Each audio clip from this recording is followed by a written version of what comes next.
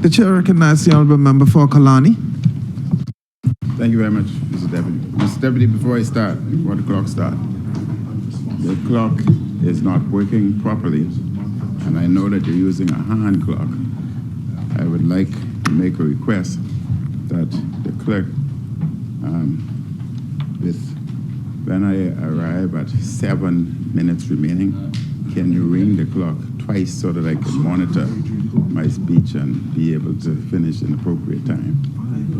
Thank you very much. Mr. Deputy, it is a pleasure to rise again on behalf of the people of Kalani to offer my contribution to this debate, thanking the Governor General for the speech from the throne. And let me again congratulate Her Excellency on her appointment as Governor General by His Majesty King Charles III. I wish to remind the government that the Governor General is not the Prime Minister's representative, and that her office, constitutional role, and independence must remain respected. Mr. Deputy, the throne speech sets out the administration's agenda for the new session of Parliament. Parliament is where the people's representatives make laws and allocate money for the functioning of the government. And the Davis administration has governed for 2 years. It is no longer a new administration. Approximately 40% of its time in office has passed. We have seen who they really are these past 2 years. This administration acts mostly on behalf of the PLPs first and foremost, with other Bahamians being a second or even third thought at best. And despite their pledges, Mr. Deputy, of doing for all Bahamians tens and tens of millions of dollars per year, have been allocated in consultancies, contracts, and awards for PLPs.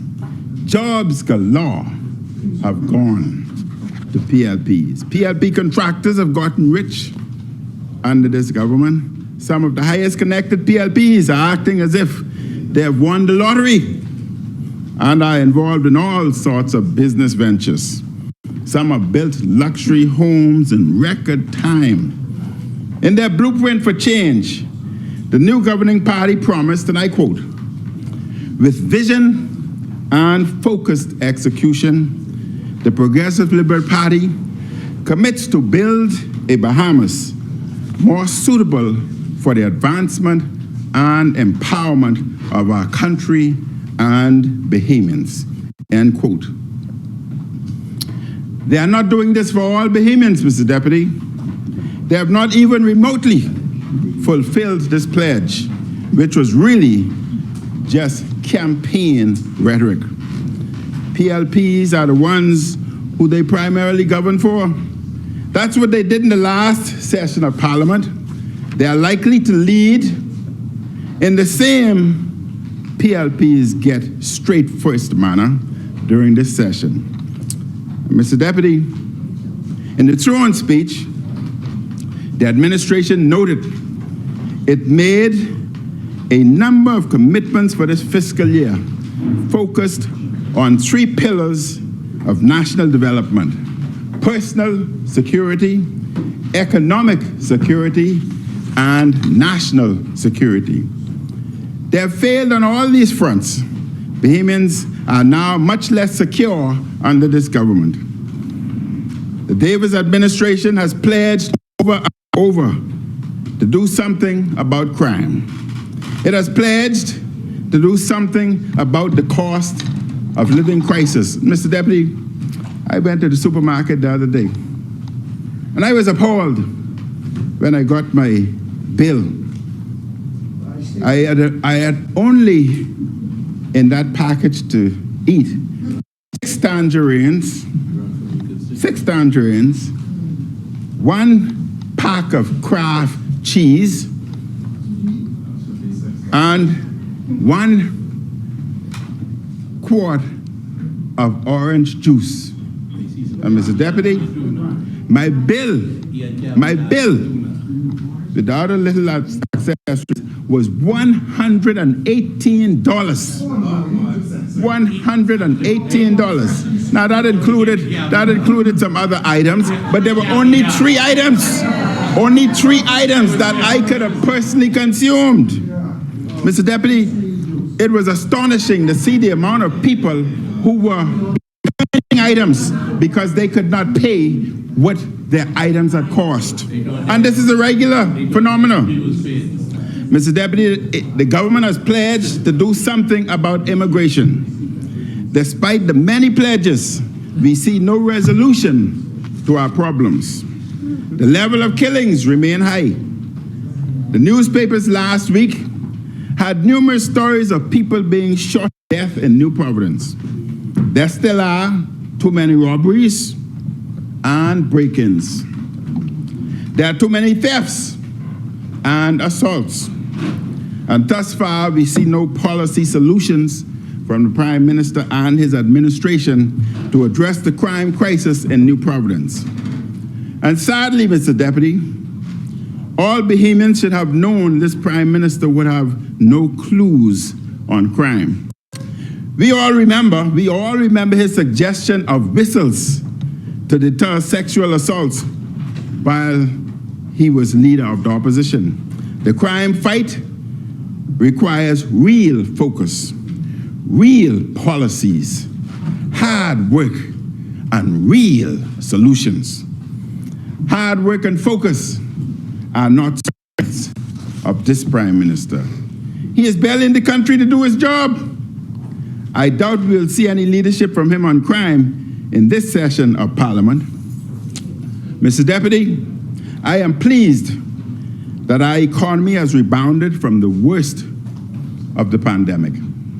What amazes many is how much the PLP boasts that they are solely responsible for restoration of our economy. Growth started at the end of our term. It expanded during this term because the pandemic ended. In an editorial in October 12th, the Nassau Guardian stated, I quote, "Though the Davis administration has repeatedly praised itself for the economic recovery that was inevitable, it has shied away from accepting any responsibility for the high cost of living in the Bahamas." The editorial noted the manipulation of the Bahamas power and light fuel charge led to the astronomical rise in electricity bills. A comprehensive approach to properly addressing the high cost of living requires economic policy adjustments, workforce development, social safety nets, and initiatives to stimulate economic growth and job creation. And while the Davis administration has outlined the intent of such an approach, what it proposed in the recent speech is unlikely to achieve the outcomes we want anytime, end quote. At the recent Anglican Synod, the Anglican bishop asked, quote, "I know that it is complicated, but could we take VAT back off bread basket items and off fruits and vegetables also, so that we can allow poorer citizens to eat better and more economically than they are now," end quote. The country has been asking for this for almost 2 years. The pleas and cries of the poor and of Bahamians everywhere is falling on deaf ear. With the Prime Minister and his other ministers constantly traveling in luxury, they are absolutely indifferent to the struggles and the needs of the Bahamian people. What the PLP did, Mr. Deputy, was to enact policies causing unnecessary burdens on our people. The cost of electricity is part of the cost of all goods and services in the Bahamas. The state energy supplier, BPL, is the primary source of energy, and my administration left in place a hedge to prevent out-of-control cost. The New Day administration messed that up. They couldn't do the simple thing of continuing the good work that the F&M left in place. The consequence of the PLP's failure has been severe for our people. Bahamians have seen some of the highest electricity bills in the country's history. There are many complaints from Bahamians. Mr. Deputy, I want the Prime Minister to listen to this. If you used less power, your bill went up. If you were away, your bill went up. If you got energy efficient appliances and bulbs, your bill went up. The PLP's failure to protect Bahamians led to devastating effects. People are hurting from these skyrocketing and unfair energy bill. We can call the effect the brave BPL tax. Yes, Mr. Deputy, we as Bahamians are struggling. They are being strangled by this brave BPL tax. Mr. Deputy, I want to cite one example. A member in my community, in the Kalani constituency, many of them are now turning off their breakers. This one particular individual's light bill used to be $51. They now turn off their breaker and went traveled and returned with the breaker off, and the light bill went up to $750. These are the things that are happening in this country, Mr. Deputy. There's load shedding. The load shedding and the voltage changes are causing many Bahamian appliances to be destroyed. Refrigerator, stoves, microwaves, etc. Those are caused by this BPL, by this government. And the onus is on this government to replace those individuals' appliances. You're having your appliances destroyed by the power station, and you must use your own funds to replace what was done by them. Under ordinary circumstances, Mr. Deputy, if this occurs in any situation in the private sector, they would have been dismissed. Unfortunately, we must tolerate them for another 3 years. Bahamians are rightfully skeptical of the pledges we heard in the speech, claiming to look out for their economic security. BPL policies have made the cost of living crisis worse. Parents are scared to open their BPL bills. Businesses are struggling to keep the lights on. And all of this results because the Prime Minister and his administration failed to protect the Bahamians. Mr. Deputy, the New Day administration has a history of making the cost of living crisis worse. Let us not forget, they chose to impose the bread basket and medicine taxes. Let us not forget, they chose to impose all kinds of fee increases in the budget. The huge BPL increases, the bread basket and medicine increases, and the fee increases are all taking effect out of the Bahamian people's pocket. Real property tax have gone up 3 to 4-fold. And, Mr. Deputy, area that was declared a tax-free zone over the hill area, individuals are still attempting to force Bahamians in that area to pay taxes that they are exempted under the law. Mr. Deputy, in the speech from the throne, we heard again the administration talk about building a new hospital in New Providence. I spent my life in medicine caring for our people.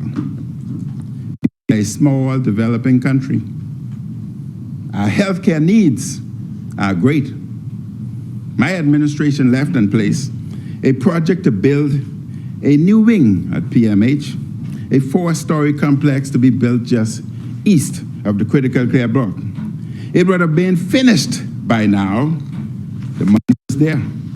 If the PLP had continued with our good work, better service would be here for our people.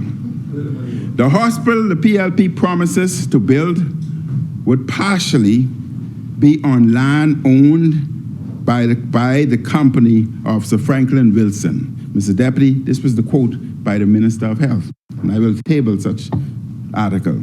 We read in the newspaper months ago that some kind of negotiations was underway for some land.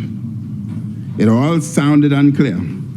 I asked the question, has the issue been resolved? How much will Sir Franklin's company get paid? Or will there be land swap? And if so, what government land will be given to this company? Will the land be in the Family Islands? Will it be Carmichael? Or will it be Prospect, the land that was preserved for the young professionals, the doctors, the lawyers, the accountants, the carpenters, the masons, the electricians? I am skeptical that the PLP will build and open a new hospital in New Providence before the end of their term. I think the Prime Minister has really messed this up. His administration killed a project that would have already built a major wing of the hospital, and instead are all mixed up with the proposed hospital and a land deal. This is the same Prime Minister who every time he tours PMH says he is shocked at the state of it.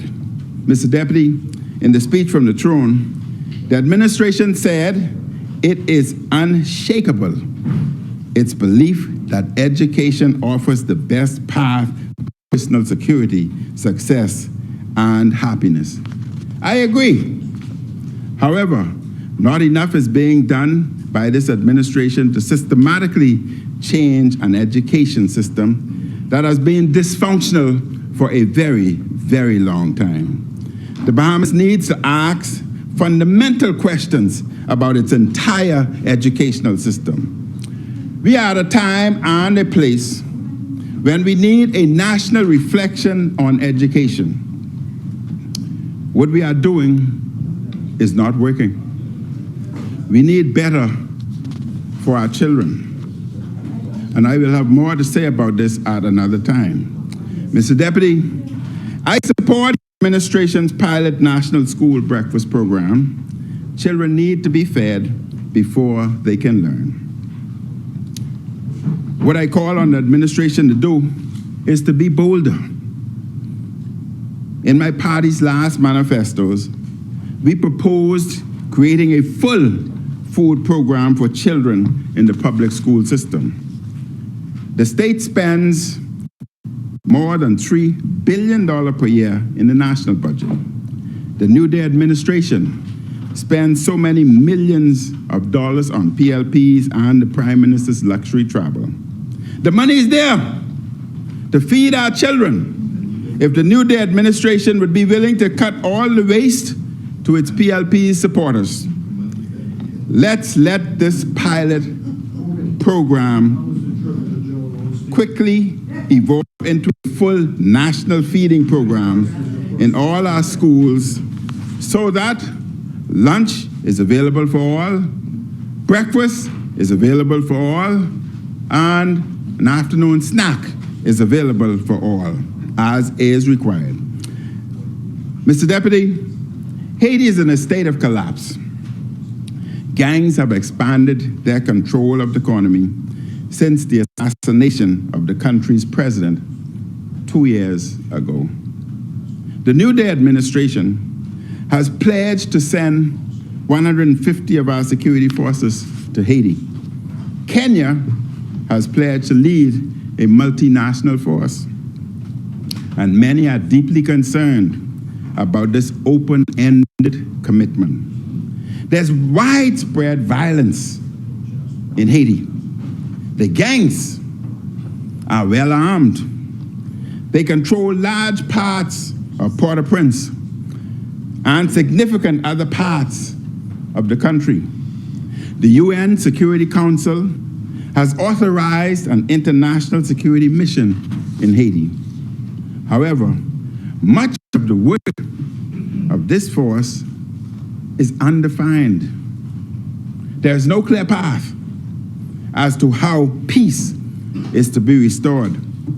There's no clear path as to how the countries within the force are to operate, or what the rules of engagement would be. It is unclear which countries will send troops. We do not know, Mr. Deputy, how the command of our troops would work within the structure of an overall force. And the New Day administration is known for not having plans. When the media asks the Prime Minister about these issues, he has no specific answers. He wants to send Bahamian men and women to a near-war zone and cannot answer questions about the mission. I have grave concerns about this Prime Minister sending our men and our women to a conflict zone without a plan. This is totally unacceptable. The men and women of our defense and police force have mothers, they have fathers, brothers, sisters, and daughters. Each of their lives is special. Their lives, Mr. Deputy, should not be risked on a deployment to a conflict zone with no plan and structure. Mr. Deputy, the speech from the throne has in it the pledge of various bills in this session of Parliament. I wonder how many we will really see. I also wonder if the government will properly consult on these bills. The New Day administration has performed poorly in Parliament. The call for debate happens at the last minute. Bills are put at the last minute. Stakeholders say they are not consulted with on legislation. And the worst example of this was the Protection Against Violence bill. The administration changed the legislation at the last minute, presenting a bill that was not the one women's rights activists worked on. And the activists are still fighting to have amendments made, taking into consideration their views. The main problem, Mr. Deputy, with this administration is its leader. The Prime Minister is not an organized individual. He's not a focused individual. He is too often out of the country. We have never had a Prime Minister like this. He loves going to conferences more than he loves working at his desk on behalf of the Bahamian people who pays him. The Prime Minister always wants to be away. No one expected he'd be this way. None of our other Prime Ministers were away this much, and no Prime Minister of the Bahamas has been this anxious to travel. And while he is missing, crime continues as a problem. The cost of living and BPL bills continues as a problem. Illegal immigration continues to be a problem. Speaking of time. Mr. Deputy, that's 7 minutes. That rang twice. I thank the Governor General for the speech from the throne. And I fear, though, that this New Day administration cannot change. They are not a common sense government. What we have seen on them these past 2 years will continue. The Prime Minister had, Mr. Deputy, this is important. The Prime Minister had to shuffle his cabinet due to scandals and poor performance, but it won't make Much difference. Sadly, he has not gotten rid of the poor performers and those involved in scandal. The opposition will continue to demand answers on the expenditure of the people's money. We still require answers on the conduct of the former Minister of Immigration. We have not forgotten that issue. Our job on this side is to hold the governing party to account on behalf of the people. Mr. Deputy, last week, Wednesday, I was having headache, and I left this Parliament at about 3:30 last week, Wednesday. I called my kids, both of who are doctors, and I asked if they were home, because I was coming home, wanted my blood pressure checked, be on the safe side. So, Deputy, as I jumped in my vehicle, I decided that rather than driving all the way home, it would probably be safer and swifter if I were to go to the emergency room at Princess Margaret Hospital. And Mr. Deputy, I went to Princess Margaret Hospital, and I can honestly say that the service was excellent. I have attended and worked in many hospitals throughout the Commonwealth, Bahamas, or throughout the world, in the Caribbean, as well as the world. And Mr. Deputy, I think the time has come. Education and healthcare is the future of our country. If those are poor to our young people, as was even mentioned, then the results at the end would be devastating. And our future can likewise be compromised, if not destroyed. I think the time has come when we look at both education and health and take them out of politics. It has to be a combined effort, because that is for survival of our future. I want to thank the staff at Princess Margaret Hospital, whom I thought did an awesome job. Their work performance was outstanding in spite of the challenges and the conditions that they work under. And Minister, I would recommend that we try to correct those conditions as quickly as possible, because they have done an omen job. They continue to work well, they are professional, but they cannot continue under the conditions that they face. And I need not talk about the conditions. We must understand, and the Bahamian people must understand, that Princess Margaret Hospital is the only healthcare institution for the poor. I went there. I worked there, and I went there as a patient last week, and I was impressed with the treatment. If we destroy the reputation of the Princess Margaret Hospital, the poor man has nowhere to go. Others can go to doctor's hospital, they can travel abroad. So, Minister, we must do what is necessary to fix the Princess Margaret Hospital, the emergency room. Let's pay the contractors so that that can be completed. The space that they're utilizing now is not adequate, but in spite of that, they continue to do their work. I want to personally thank Dr. Krista, whom I've called, and she saw to it that the staff were there present to see me. I want to fortunately, my blood pressure was normal. It was normal. There was other issues, probably stress induced by you. I don't know. I don't know. But I was there in the hospital. Just allow me another 5 minutes, Mr. Deputy. I was in the hospital. I was kept in the hospital for about 5 hours, going through the various tests, and the test results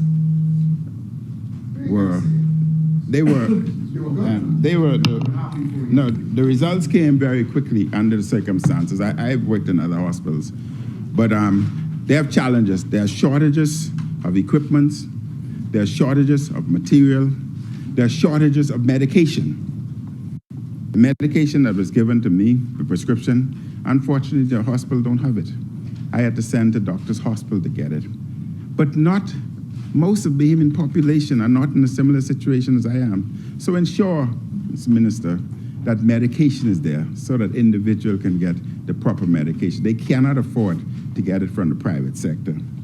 I want to thank personally the administrator, Ms. Mary Walker, who saw to it that everything was available for me. She was excellent. I want to thank Valencia Fernanda Roll, the nursing officer, staff nurse Philippa Smith, Dr. Kyle Kerr, senior registrar A&E, Dr. Alicia Lewis, Rodkiska Thompson, the patient rep, senior porter Roosevelt. They wanted to move me around in a wheelchair. I tell them, no, I could walk.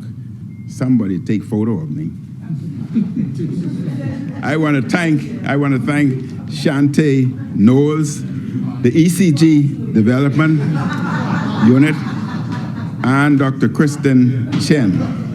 Mr. Deputy, the Princess Margaret Hospital, at that time they felt that the room they had put me in was not comfortable enough. But I must say, I was very, very comfortable in the room that I was kept in. And they had offered another room. And this was the laugh. As I asked the question, but why would you want to move me? I'm quite happy here. They said there's another room that's much more comfortable for you. I said, where is this room? And they said it's an ICU. I said, not a possible chance.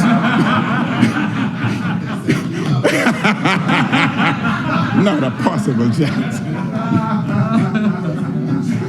2 more minutes. I asked the question, you want to move me in ICU? Is it for a medical reason or is it for comfort?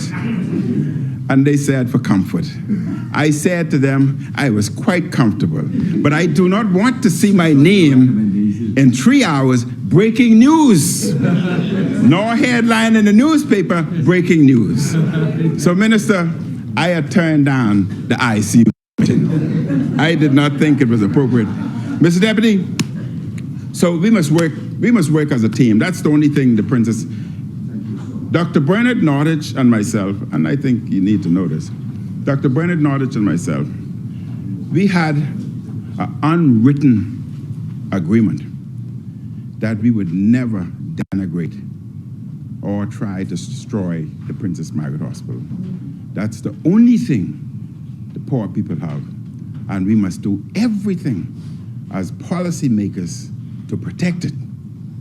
If I could go to, people ask, why didn't I go to Doctor's Hospital?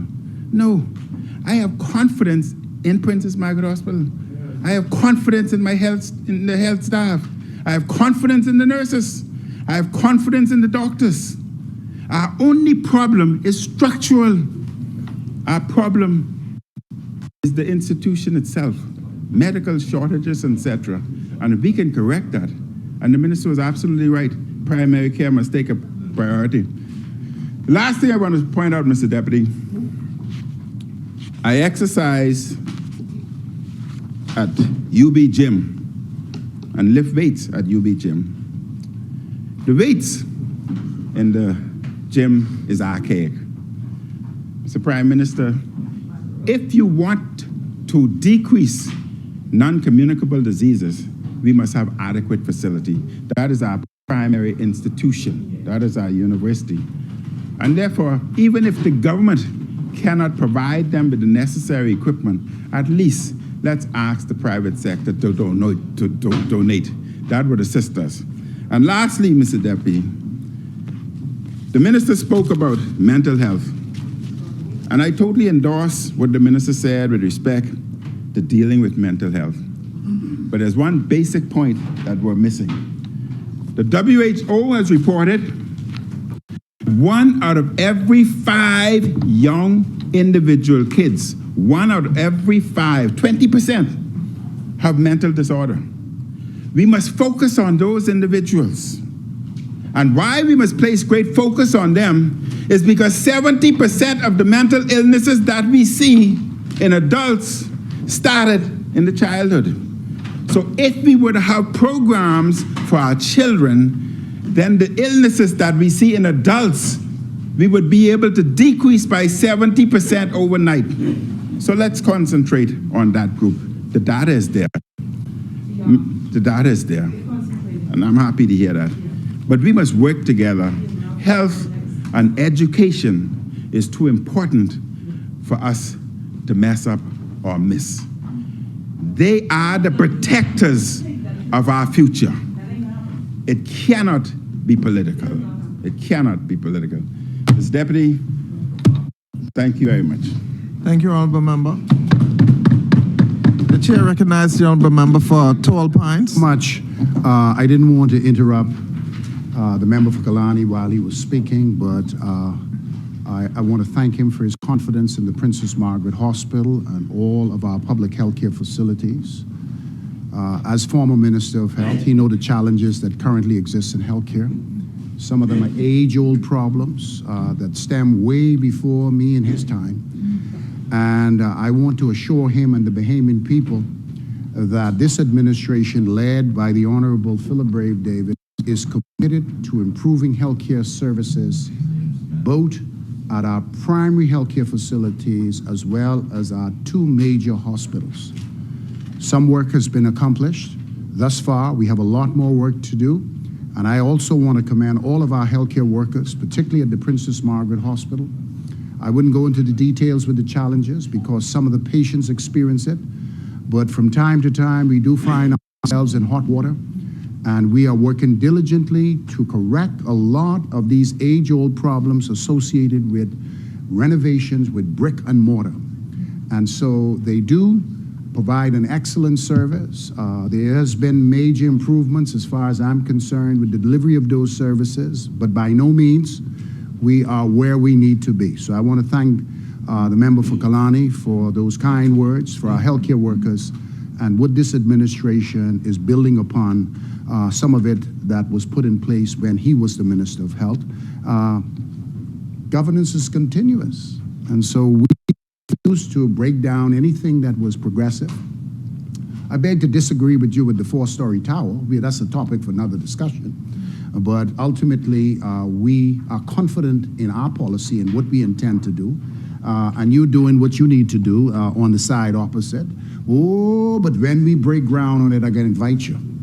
I want you to come because you said the same thing about Grand Bahama and you didn't come. I sent you an invitation, but you ain't show up. I don't know where you said it. I didn't get it. Well, excuse me for that. Thank you, Honourable Member. The chair recognizes the Honourable Member for Kalani. The problem at Princess Margaret Hospital was not created by the FNM. It was not created by the PLP. That problem is long-standing.